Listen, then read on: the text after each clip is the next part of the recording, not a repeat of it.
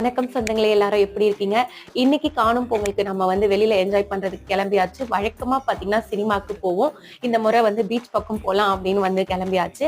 நீங்களாம் காணும் பொங்கலுக்கு எங்க போனீங்க? உங்களுடைய காணும் பொங்கல் எப்படி போச்சுன்னு கமெண்ட்ல சொல்லுங்க. நாங்க பாத்தீங்கன்னா ஈசிஆர் சைடு தாங்க போறோம். அப்படியே பாத்தீங்கன்னா எங்களுக்கு அம்மா வீடு பக்கம் தான். சரி, ஃபர்ஸ்ட் போயிட்டு எல்லாரையும் பார்த்துட்டு அதுக்கப்புறம் பீச்சுக்கு போலாம் அப்படின்னு போற வழியிலேயே பிளான் பண்ணிக்கிட்டோம்.